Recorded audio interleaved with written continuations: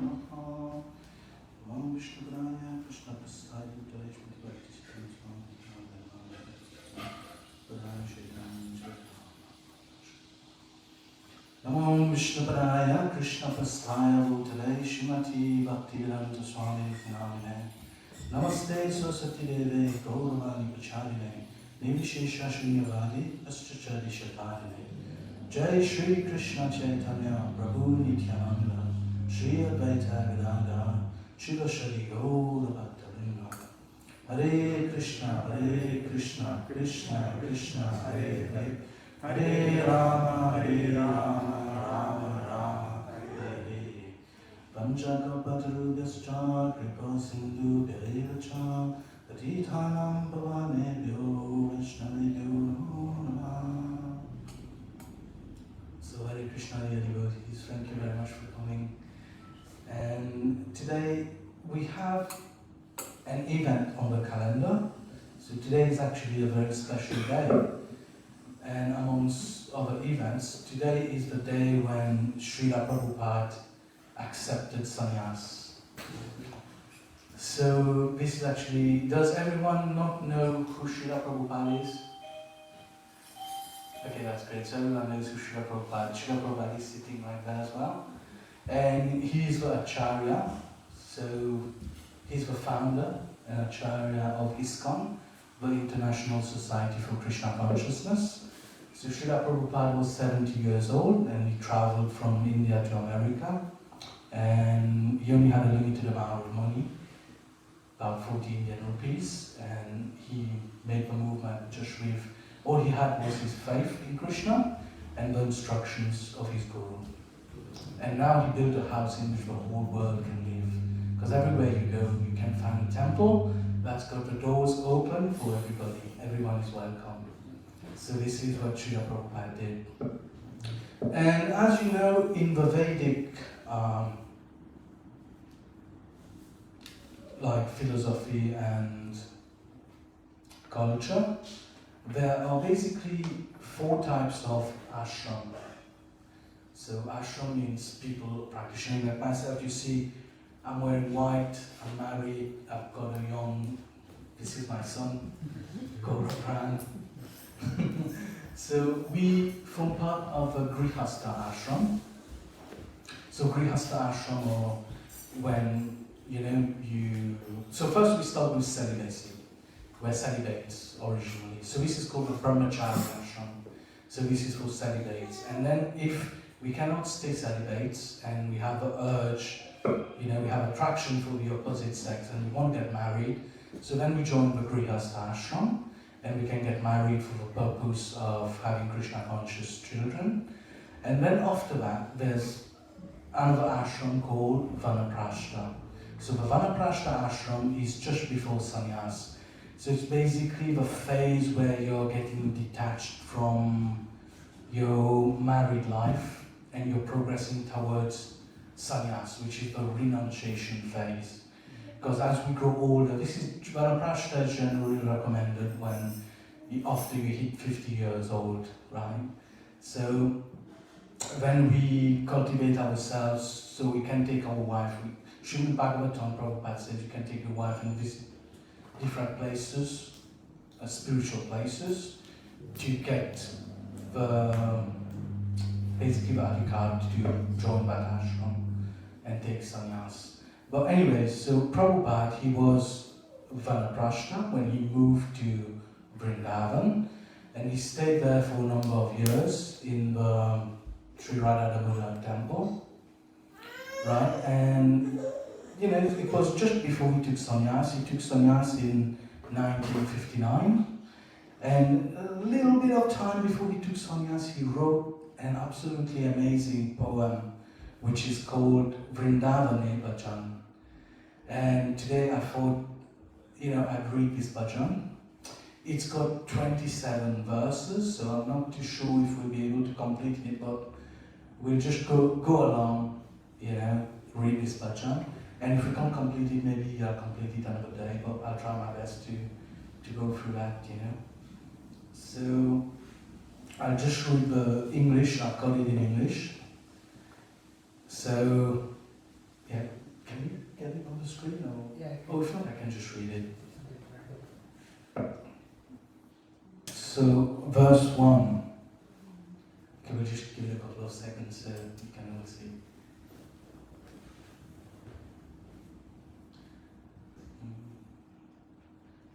Hare Krishna, Krishna Krishna, Hare Hare Rama, Hare Rama, Hare Krishna, Krishna Krishna, Hare Hare, Hare Rama, Rama Rama, Hare Hare.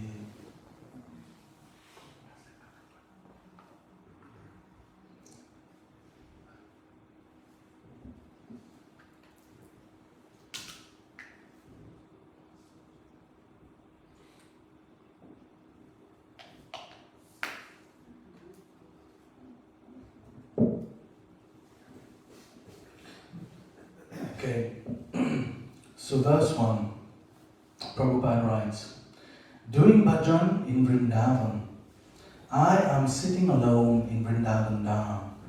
In this mood, I am getting many realizations. I have my wife, sons, daughters, grandsons, everything, but I have no money, so they are a fruitless glory. Krishna has shown me the naked form of material nature. By his strength, it has all become tasteless to me today. Yashaham anugrihamuni harishe tad dhanam sanai. I gradually take away the wealth of those upon whom I am merciful. How was I able to understand this mercy of the all-merciful? So Srila Prabhupada, he had his wife, sons, daughters, grandsons, and he tried his best to preach and make everybody Krishna conscious, but eventually he took the prashna, and he speaks about Krishna showing him the naked form of material nature. So the naked form of material nature is actually, this is crude. When you can't fulfill the expectations of another person, then these people, they don't need you anymore. This is, one of the raw truth about material nature, which we can see anyways, Like in Srimad Bhagavatam, the third canto, chapter 30, the 13th verse, Srila Prabhupada gives the example that a farmer does not like an old bull who has ceased to work. So an old bull, when he ceases to work, in general, they don't have a place for him anymore. So similarly, an old person can become disliked by his family when he stops earning. So this is, in general, this is what happens. I don't know about the culture, but in many countries, they have a culture, maybe in England as well, maybe someone English can advise me better. Maybe before, back in the days, we would take care of their parents in the old age and things like that. But nowadays, it's more like a culture where you just put them in a home, in a care home. It's got its advantages, it's got its disadvantages, but in general, all people, when you grow old, you don't get treated with the same respect that as when you're young and you're earning money for your family. Isn't it right? So that's the general consensus on that, you see. And then Srila Prabhupada also explains, he says, the personality of Godhead said, this is in Srimad Bhagavatam, the 10th chapter, 1088.8. He says, Krishna says, if I specially favor someone, I gradually deprive him of his wealth. Then the relatives and friends of such a poverty-stricken man abandon him. In this way, he suffers one distress after another. So sometimes when Krishna is really pleased with somebody, what does he do? He takes everything away from that devotee. And what does he leave? He leaves only his lotus feet for that devotee. So the next verse after this, Krishna says, when he becomes frustrated in his attempts to make money and instead befriends my devotees, then I bestow my special mercy upon him. So verse 2, Srila Prabhupada writes, everyone has abandoned me, seeing me as penniless. Wife, relatives, friends, brothers, everyone. This is misery, but it gives me a love. I sit alone and love. Is this Maya Samsara? Whom do I really love? Where have all my loving father and mother gone to now? And where are all my elders, who are my own folk? Who will give me news of them? Tell me who. All that is left of this family life is a list of names. So, Bhaktisiddhanta Saraswati Thakur says that spiritual life, which involves surrendering to the Supreme Lord, can only begin once one realizes that the material world is a source of suffering and illusion, Maya. So, Srila Bhaktisiddhanta Saraswati Thakur says, unless we realize that this world is Maya, then we cannot really start our spiritual life. And when Prabhupada is speaking about his realizations, that's exactly what he's talking about. In verse 3 he says, like the froth on the sea water mixes again in the sea. Maya samsara's play is just like that. No one is mother or father or personal relative. Just like the sea foam, they remain but a short time. Just as the froth on sea water mixes again in the sea, the body made of 5 elements meets with destruction. How many bodies does the embodied soul take in this way? His relatives are all simply related to the temporal body.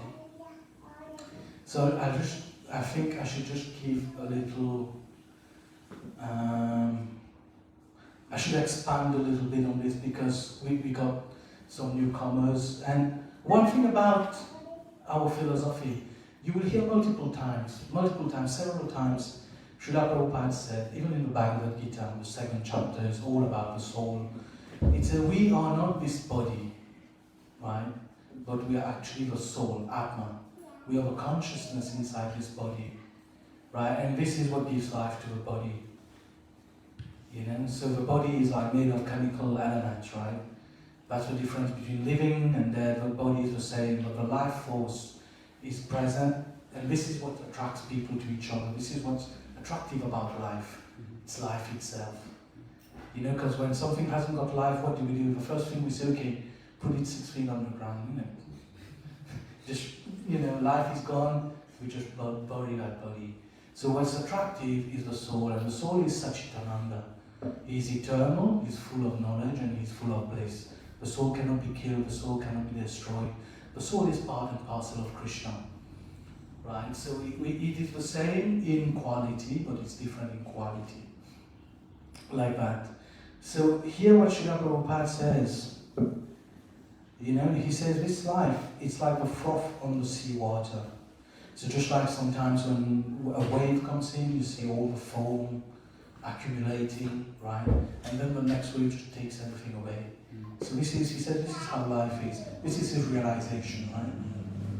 It's very important very nice to read the realizations of such great personalities. So he says, this is what life is about. There's also another comment where he says it's like a little bit of straws on a river. One wave brings them all together, and then the next wave scatters them again. So this is the soul, right? So there's a nice story in Srimad Bhagavatam. There's a king. This king was called Chitraketu, right? And King Chitraketu, he was a very opulent king. And he said he had 10 million wives. He had a great kingdom. You know, he had everything you could imagine. But can you believe it? For one thing he didn't have, that thing made him feel, you know, he felt bad. He was unhappy. And what did he not have? He didn't have a son. You know, and even though he was fully capable and everything, he didn't have a son. So this made him unhappy. So one day, there's a sage called Angira.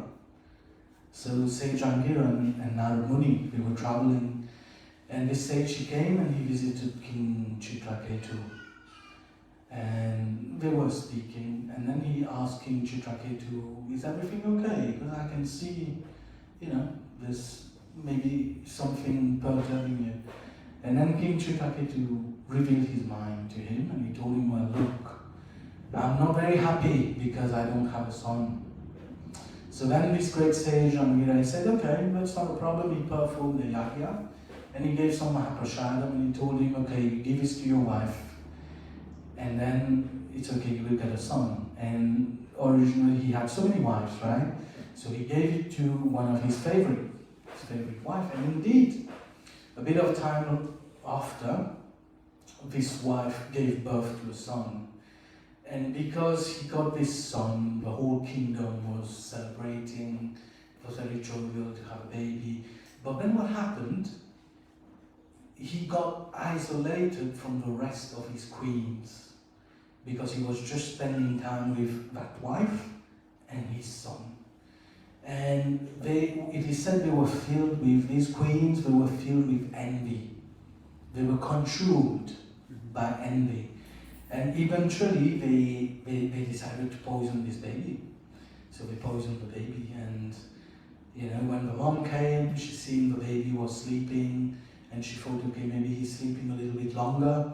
So she called the servant, but eventually they found out that this baby had passed away. And then it was havoc. The whole kingdom was in havoc. Everyone was crying, and when the king heard about this, he was shattered and broken, and his wife was even talking like, how can this be? Lord, we were talking to the Lord, and they were like, how can this be encouraging for grihastas to go through something like this? If we have to go through something like this, then all the grihastas, they will not be wanting to basically join that ashram if we have to experience such pain. But this news traveled quite fast because the whole kingdom was moaning. And the news reached sage Angira, who came down with Narada Muni. So they pacified the king and they spoke to him. But eventually, Narada Muni, he had the power to do that. So what he did was, he brought that soul back. So that little baby, he brought the soul back. And he told him, okay, hey, come back. He said, look, here's your mother, here's your father. Your father's a king, you have a kingdom. So, you passed away in an untimely manner. So come back and stay here, enjoy your parents and enjoy your kingdom. And this soul, when he came back, because he was no longer bonded to his body, so he had realized his real identity as a soul, right? And when he came, he said, this young baby started to speak. And he said, which mother, which father are you talking about? I have taken birth millions and millions of times. And each time I had a different mother and a different father, right? So which lifetime are you talking about? Which mother? Who are these two people? Like that, who are these two, He said, which mother, which lifetime? First one, second one? 100 lifetime, million lifetime? Every lifetime I've had a mother, every lifetime I've had a father. So which mother and which father are you talking?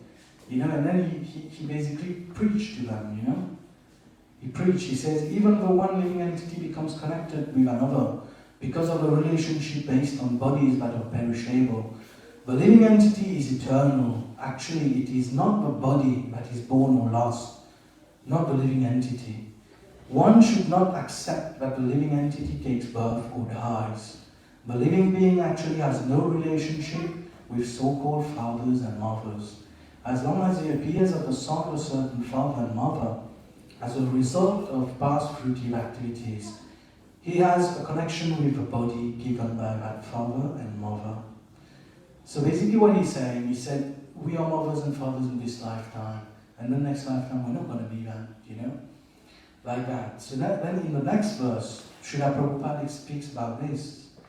Verse 4, he says, but is not everyone your relative, brother, on the spiritual platform?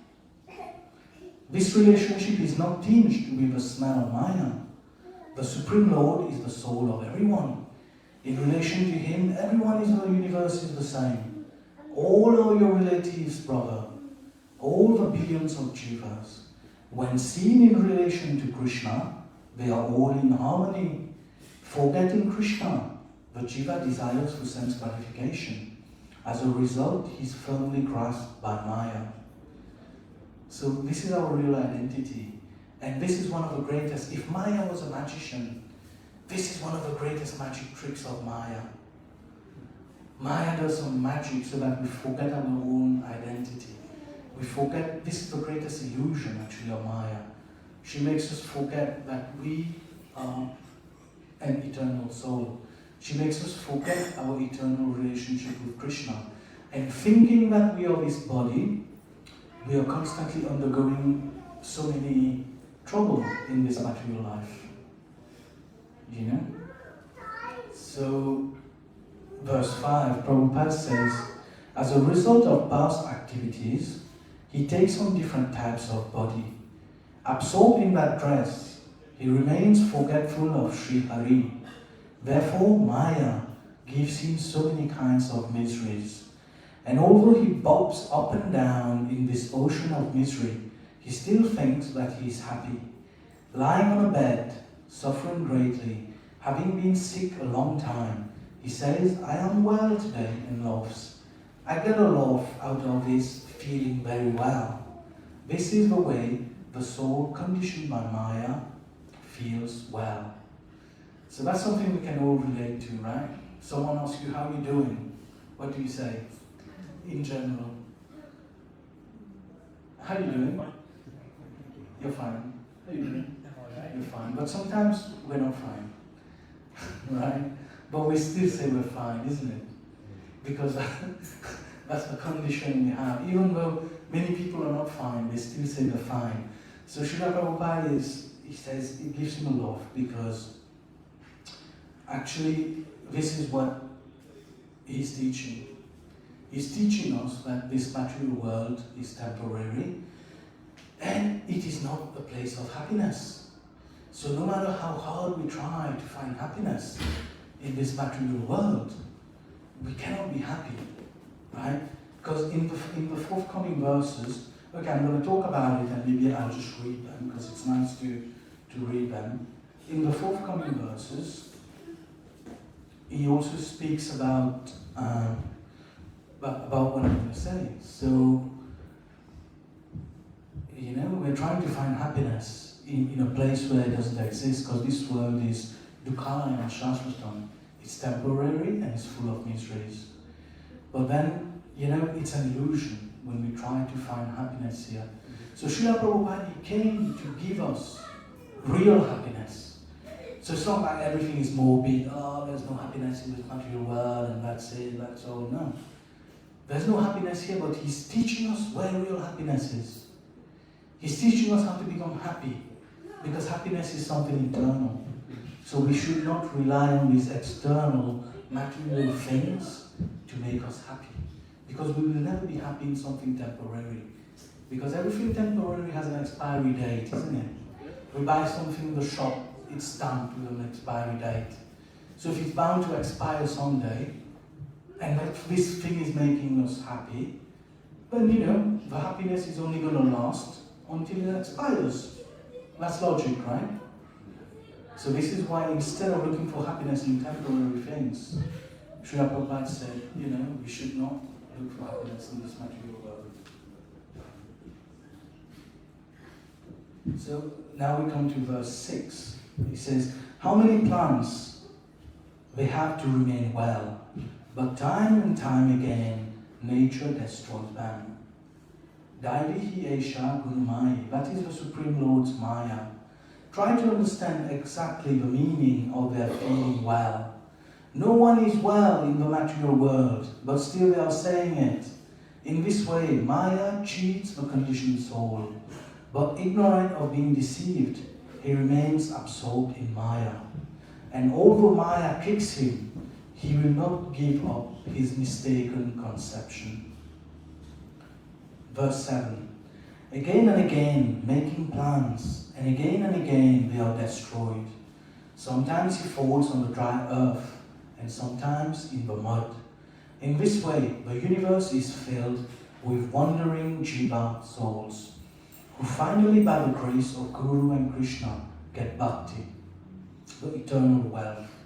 Gaining that wealth, if they can give up all other so-called wealth, then very easily he crosses over the ocean of samsara. There, on the other side, is unparalleled spiritual variety, where he enjoys in eternal happiness and peace. So this is very nice. In Chaitanya Charitamrita, Madhya Lila, chapter 19, verse 159, there's a verse that says, Brahmanda Brahmite Kona Bhagavan Jiva Guru Krishna Prasadi Bhaya Bhakti Lata Beach. So according to their karma, all living entities are wandering throughout the entire universe. Some of them are being elevated to the upper planetary systems, and some are going down in the lower planetary systems. Out of millions of wandering living entities, one who is very fortunate gets an opportunity to associate with a bona fide spiritual master by the grace of Krishna. By the mercy of both Krishna and the spiritual master, such a person receives the seed of the creeper of devotional service. So according to our karma, we are all wandering throughout the universe. There's 8,400,000 species of life. And based on karma, we are taking birth and getting different bodies from time immemorial. Right? So the kind of body we have today in this life, and the actions we do, what we do in this life, we are actually building up our next body. Right? So that's why there's nothing is coincidence. Sometimes, generally before we become a devotee, we have so many answers. Why is there so much suffering in the world? Why do good things happen to bad people, and why do bad things happen to good people, and all these kinds of questions. But then when we understand the law of karma, we understand that sometimes things are happening based on karma, and karma is not strictly bound to one lifetime. We can be getting karma from previous lifetimes as well. So, and here it says by chance, actually it's by good fortune. One who's very fortunate. So as we keep doing pious activities, as the living entity keeps doing pious activities, he develops the good fortune over millions and millions and millions of lives. We develop the good fortune to get in touch with a devotee, like a bona fide. What does it say here? With a bona fide spiritual master. One who is very fortunate gets an opportunity to associate with a bona fide spiritual master by the grace of Krishna. So that's an important point. We need to have a certain amount of fortune before we can actually meet devotees, get a grasp of the philosophy and put it in practice. And if we are all here, so we might as well make the best of it, and try to look into that. But verse 8, Prabhupada said, the mad say, there everything is formless, without special features, like a kind of nothing. Krishna is actually the storehouse of spiritual tastes. Raso Vaisaha. The intelligent knowers of rasa serve him, becoming his subordinate. Shanta, Dasya, Sakya, Vatsalya are all those tastes. And the best of them, Madhurya, is the essence of them all. In the spiritual world, all these tastes are relishable, whereas the material tastes are just shadow reflections and are all contemptible. So here Srila Prabhupada is also referring to the spiritual world. Like in the previous verse, he spoke about how happiness is not available in the material world and it's available in the spiritual world. And in this verse, he's saying the mad say that everything is formless. So he's referring to the Mayavadis. So sometimes across our spiritual life, we might come across people who say, everything is formless. There's no form. We are all one. Everything is one. And we are all God. So this is called spiritual suicide, actually. So there's two types of suicide. One is killing the body, and spiritual suicide. So Prabhupada said spiritual suicide is basically becoming Mayavadi, because this is like giving up on our spirituality and going down the wrong path.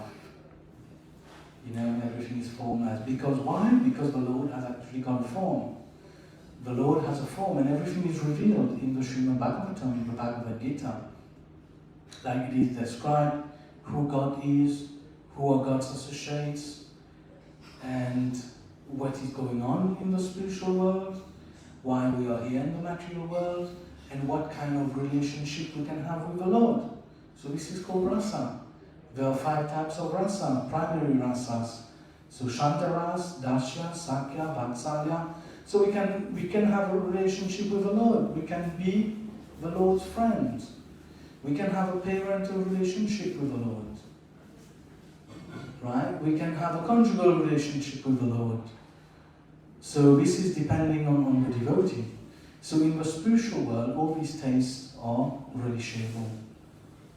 So verse 9, one who worships Krishna is clever, whereas one who worships Maya is a pauper.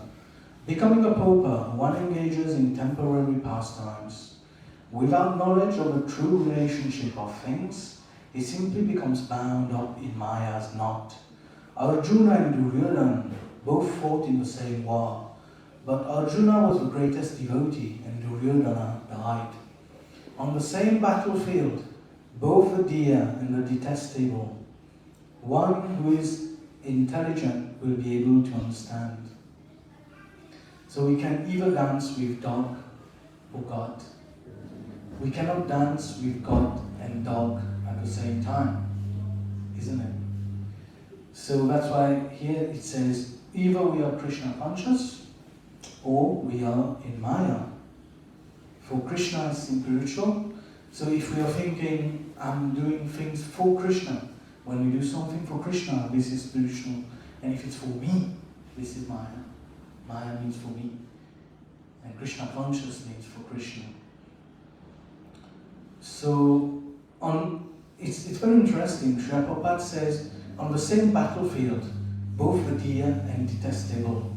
So in the same world, we have good and bad. In the same body, we have divine and demoniac.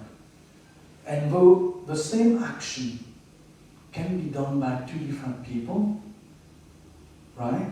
But one can be situated in bhakti, whilst the other one can be situated in karma. So they were both on the same battlefield. Arjuna was there, Duryodhana was there. But what happened? Both the dear and the detestable. So both Arjuna was the greatest devotee and Duryodhana died. So they were on the same battlefield. So even here, everywhere is on the same place. We're on the same earth. And we might be doing the same actions. But a devotee doing something, say for example, a devotee is eating prasadam, everyone is eating. 2 people might be doing the same action. But when a devotee is eating prasadam, he is eating food that has been offered and sanctified, offered to Krishna. And this food is free from sin. So when he is eating, he's performing the same action as anyone else, but at the same time it bears different fruits. Just like Arjuna and Duryodhana on the same battlefield, but in different states, you know. So this is verse 10. So does anyone have any reflections they would like to share at this point? Or any comments? We'll take questions at the end, but it's nice to share some reflections. So would anyone like to say anything?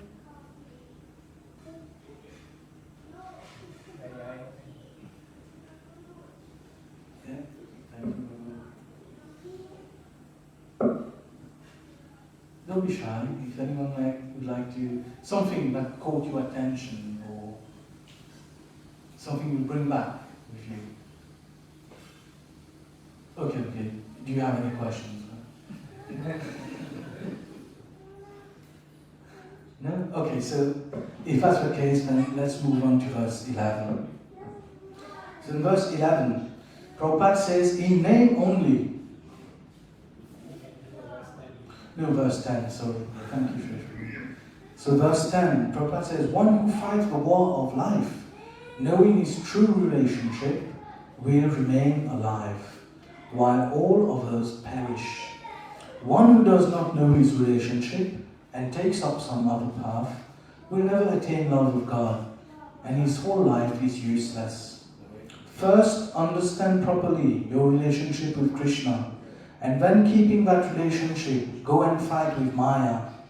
Other than this, all the heroes of Gyan and Karma never attained liberation. They were all uncertain. So this, yeah, that's nice. So here Prabhupada is talking about the heroes of Gyan and Karma. And this is because normally, without bhakti, most of them are Sakama Bhaktas. So they're performing Gyan, why? Because they want to be cool and intelligent. Or they're performing yoga because they want to get some physical. So Sakama Bhakta means they are praying, they are performing spiritual activities to get something in return for their own benefit. They want to enjoy. Right? So in this verse, he's also referring, there's also an emphasis on Sambandha Gyan, Abhideya, and Prayojana. Right? So Prabhupada says,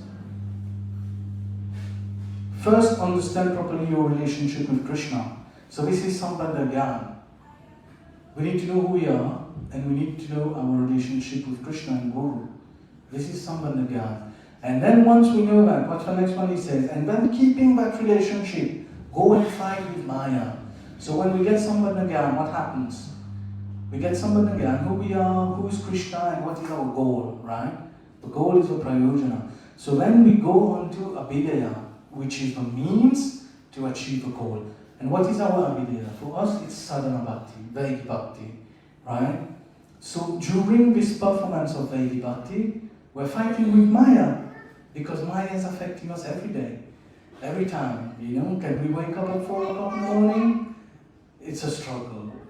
Maya starts to attack us from 4 o'clock in the morning. She's like, just switch my alarm off, man. It's okay. Take an hour off. It's alright. You can complete your rounds in the evening when you come back from work, isn't it?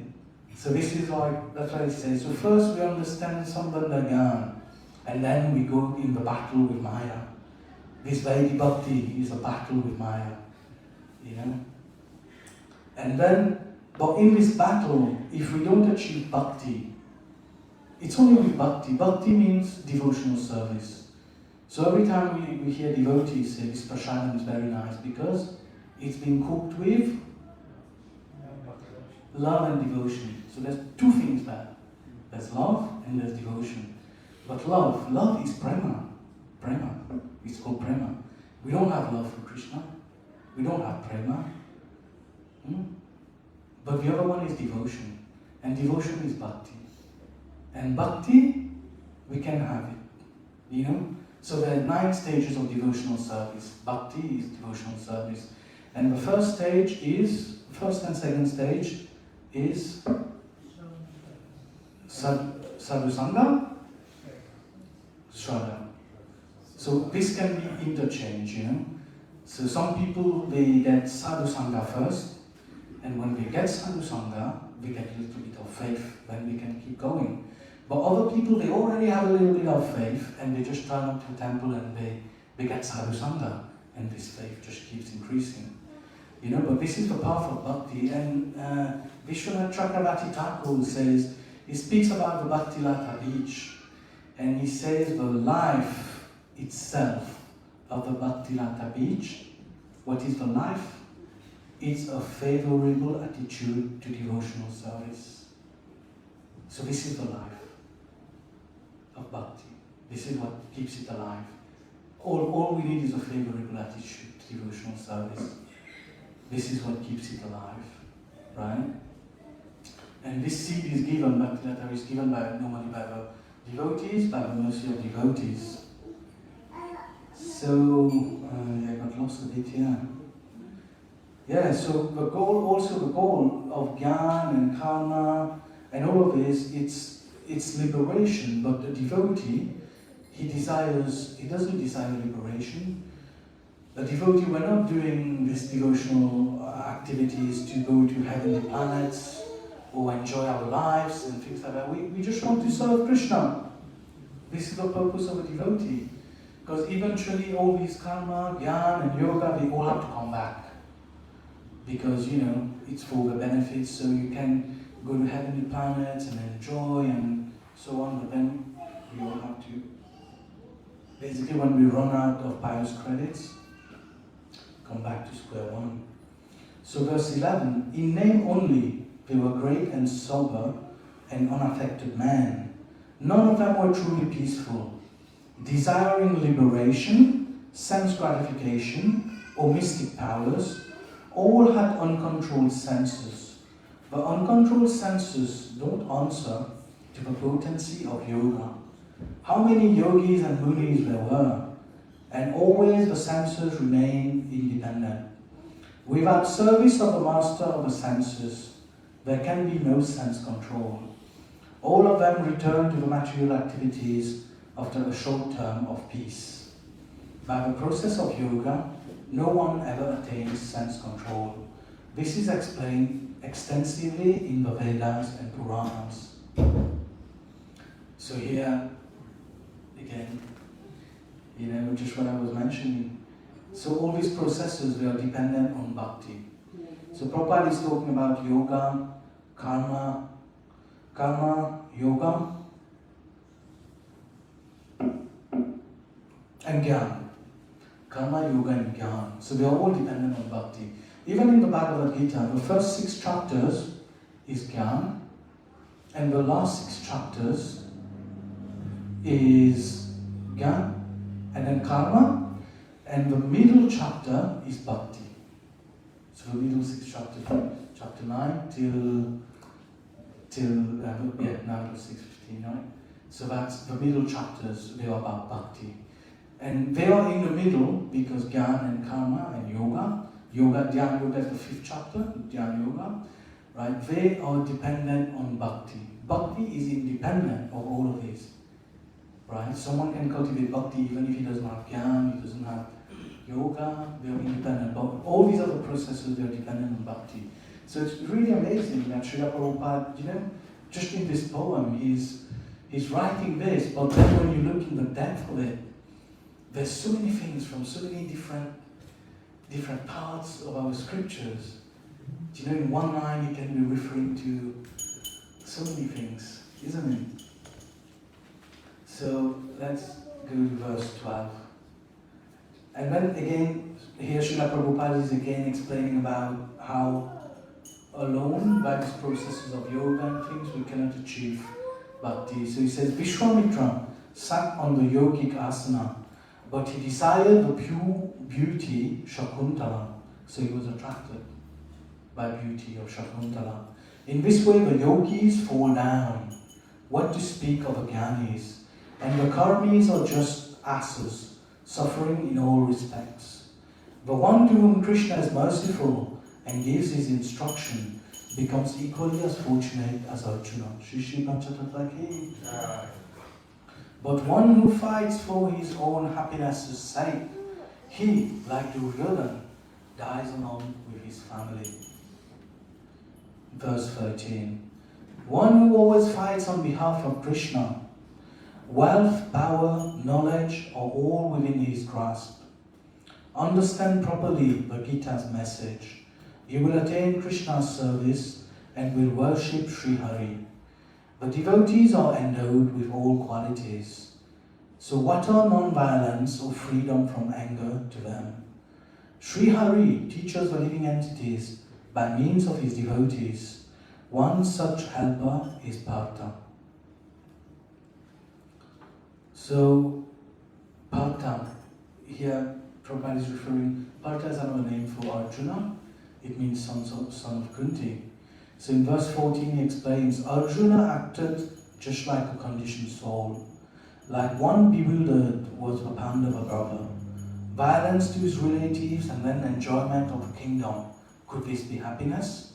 Arjuna displayed lamentation. This though was all Dihatma Buddhi, identification with the body. One who is a Kshatriya gives up such family affection on the battlefield.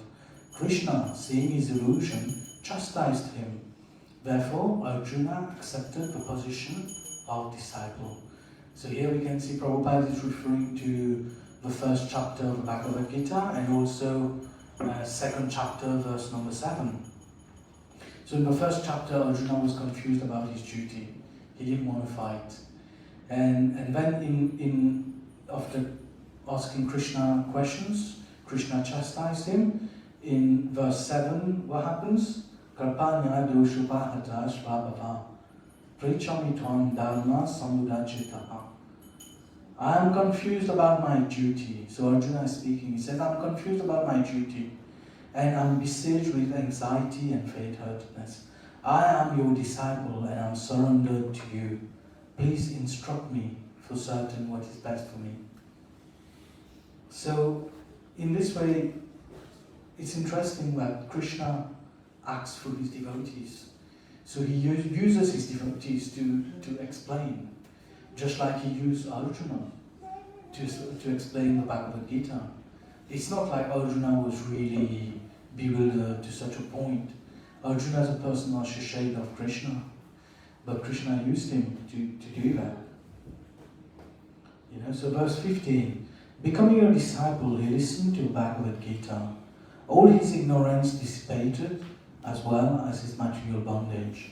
His material bondage was cut, but he was not dressed as a sannyasi. The householders understand the Gita's meaning this way. The perfection of mantras. Karishe vachanam tava. I will do as you tell me. Therefore the war he fought brought him an increase in fame. Vaishnavas have no desire. They just chant japa on their beads. So what kind of Vaishnava is this Arjuna in the middle of samsara? So Prabhupada instructs that even though different devotees are in different ashrams, and they might seem to have different dharmas or duties, as long as they follow the instructions of Krishna for that particular ashram, they will be successful. Because many times, Vaishnavas are stereotyped. So many people think like a Vaishnava should behave in a certain way and he should be confined within a particular boundary. So for example, it's like Arjuna is a Vaishnava. What kind of Vaishnava is he? He was fighting. A Vaishnava should be peaceful, isn't it? How can a Vaishnava start to fight? He stole Subhadra. Exactly. You are Vaishnava. If someone comes and slaps you here, Kesharamurti, because you're devotee, you should just stay quiet. Isn't it? You should just give the other cheek.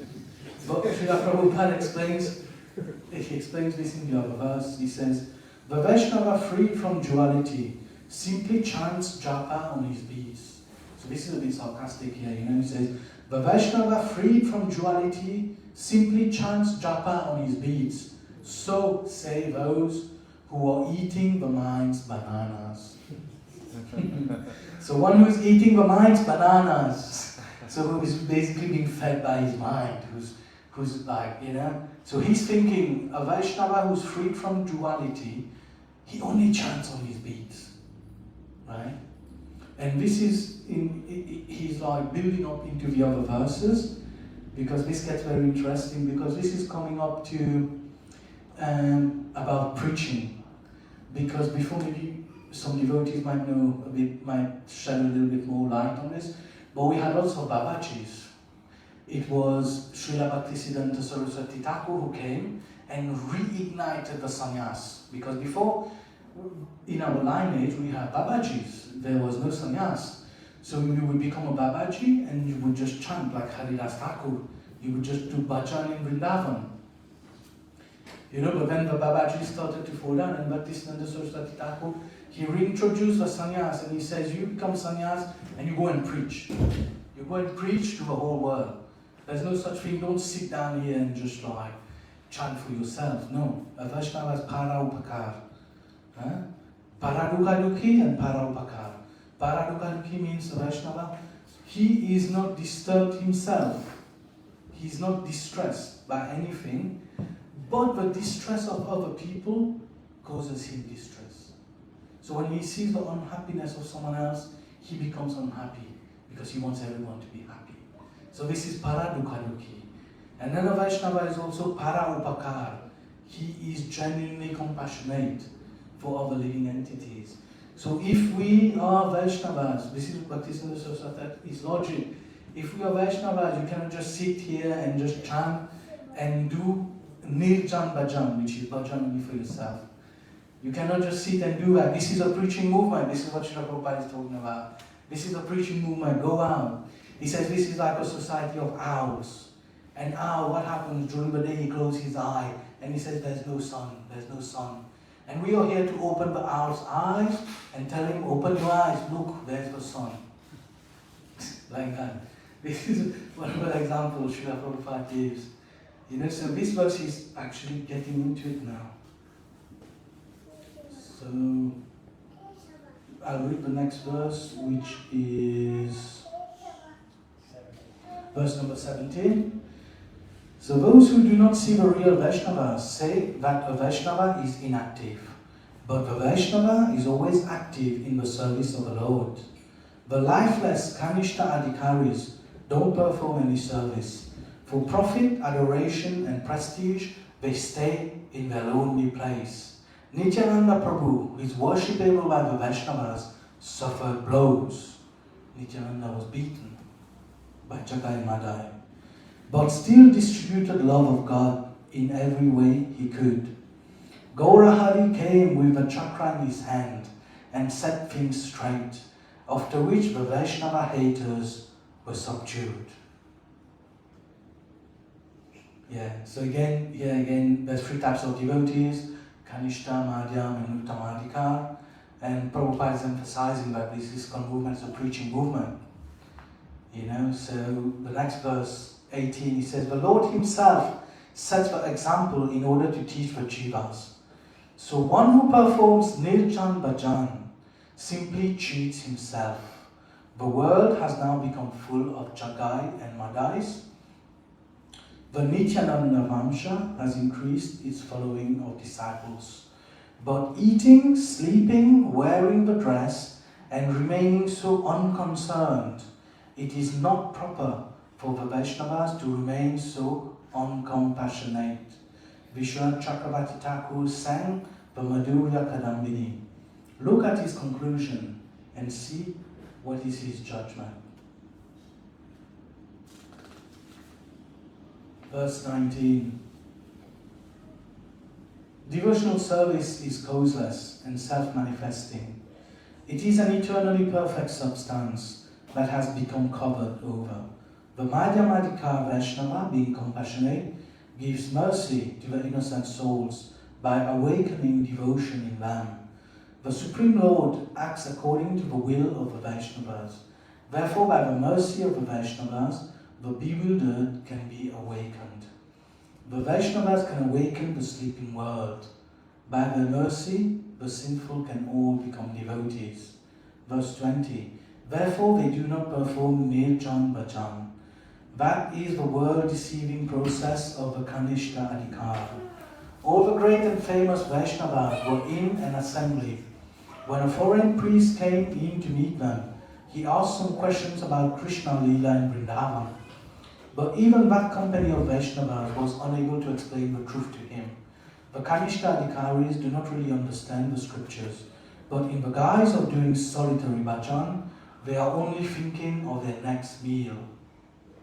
Verse 21, our spiritual master said, these are all Kanishtas.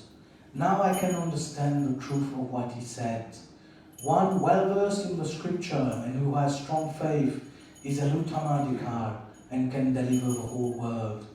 He is the deliverer of the most fallen and is famous throughout the world. Now save this fallen one and thus become really famed. In the Kali Yuga, the jivas are all fallen and the lowest of mankind. Seeing, they do not see the different activities.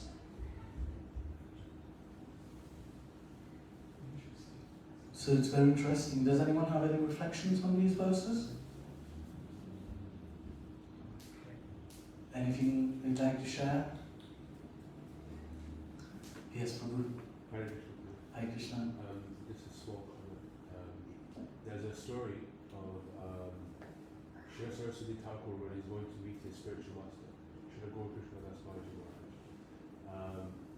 Babaji Maharaj instructs him. No, sorry. Saraswati Thakur says, look at all these Babajis, they're doing their bhajan so nicely. They're doing their spiritual practices with such intensity, singing. Then Gaur Krishna Das Maharaj says, no, they're all Ganesh Adhikaris, go look again. They're all neophytes, they're all, in the beginning stages. So then Saraswati Thakur goes again and looks at these boundaries and he's like, yeah, he's right. He's right, because they're not sharing the gift of Krishna consciousness. Yeah, they're not sharing the gift. Thank you very much for that's very nice. And actually he mentioned this, if I'm not mistaken, it's in the coming verses. So let's read a few more verses. And so is it 21 now? 22, right? So the Supreme Lord Gaura Sundara is the most magnanimous, and his instructions are full of nectar. One who has taken his birth in the land of Bharata should engage in welfare activities according to his instructions. The Supreme Lord's Leela was to relish mellows in solitude, but it is not the play of the Vaishnavas to imitate these activities. This transcendental service cannot be tasted by the non-Vaishnava.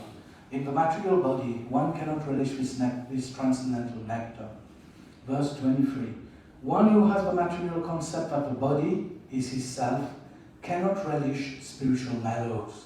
But those who have conceptions of the Vaishnavas in terms of birth, etc., are very bold when it comes to relishing the leelas of the Lord.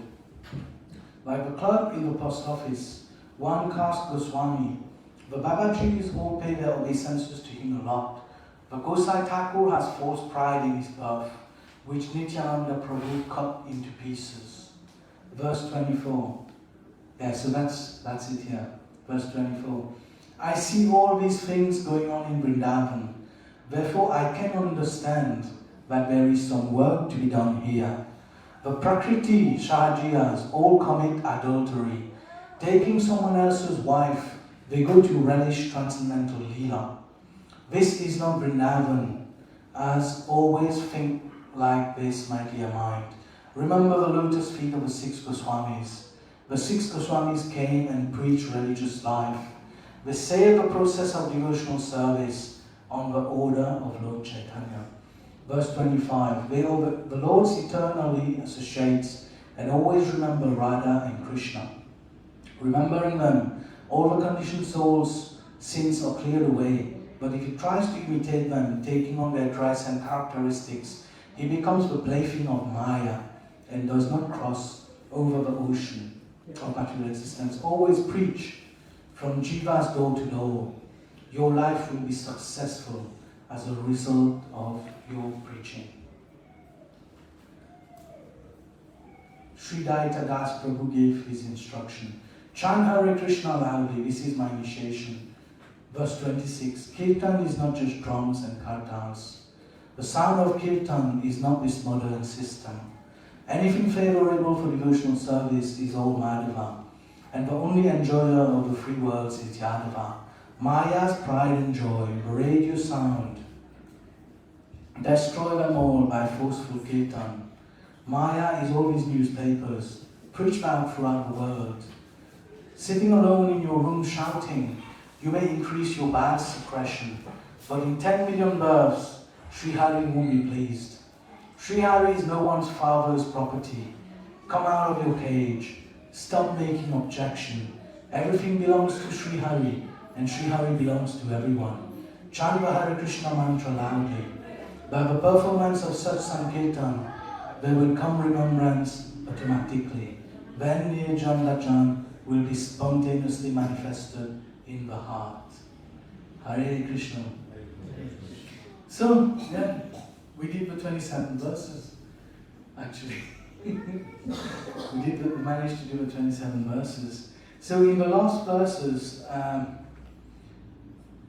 just quickly, we still got like 5 minutes, right? Yeah, in the last verses, Srila Prabhupada, he speaks about the Kanishta Adhikar, the Madhyama Adhikar, and the Uttama Adhikar. So there's different types of devotees. The Kanishta Adhikar, they are basically beginners, right? And they're still in the process of building up their spiritual life, building up their faith, right? And then, so in the nectar of instruction, instructions are given as to how we should behave with each level of devotee. So the Kanishta devotee, we should pay him mental respects. And then we get the Madhyamadikar. So in general, the Madhyamadikar is someone who's taken Diksha. So he's shown he's serious about spiritual life. And he's taken Diksha, so we pay humble obeisances. And then the Uttamadikar is someone who's free from envy and who's dedicated his life in the propagation of the holy name. So these types of devotees, then we should serve them with our life and soul. Right? So what was happening in Vrindavan at the time, there were many imposters. Right? So people who would pose and sell a mantra, and they were basically fakes. You know, there's a nice story about how Bhaktivinoda Thakur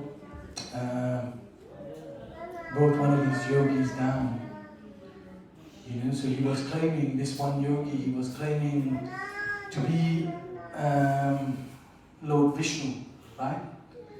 He said, I'm Vishnu. And then he had two associates. One of them said he's Lord Shiva, and the other one said he's Lord Brahma. And then what was he doing? He was doing Ras Leela. So he was taking wives of other people, pretending he's like some kind of god, and he was committing all kinds of ugly things, you know. So when Bhaktivinoda Thakur heard this, he went to him and he said, okay, why don't you surrender to Krishna? You know, why don't you surrender to Krishna? And then he said, because I am Vishnu, why should I surrender? Something like that. And Bhaktivinoda Thakur said, well, if you were Vishnu, why are you not on the altar in Jagannath Puri? You should be on the altar. So then he said, I'm not on the altar because this Jagannath is just a piece of wood. And then Bhaktivinoda Thakur became angry and he brought down, he was working for the court at the time, so he brought down like all these police officers and everything, and he arrested the guy, because this guy was also planning like a revolution or something like that. But anyways, he arrested this guy because he was a fake, you know. And this is what Prabhupada is putting emphasis. So he's saying like, all these Babajis, all these devotees, they are pretending to sit down and just do bhajan for their own. They're pretending to be very big spiritualists, right? But actually they're doing many sinful activities and they're fooling people. But if they were so advanced, then they would actually go and be compassionate to all living entities. They would share what they have. Not that they would just sit down and you know, just do their own spiritual life and pretend like they're very big in that sense. So then his spiritual master said they are all Kanishta in that sense. So this is, you know, so it's amazing how Srila Prabhupada's movement is genuine and authentic. So when we read about this, we should know that this is Srila Prabhupada is Acharya. He came and he gave us something really original, something authentic. He translated all these texts word by word from Sanskrit. He made it as it is to give us the real meaning behind it, which hasn't been adulterated in any way. And yeah, that's what I have to say. So does anyone want to add anything on top or any questions? Yes. I really like your point, which really quoted Vishwanath Chakravarti Thakur and said that the life of devotion service is the favorable attitude, and I think Prabhupada in the Nectar of Instruction preface or introduction, he says that the advancement of Krishna consciousness depends upon the attitude of the followers. Yeah. It very well corresponds to that.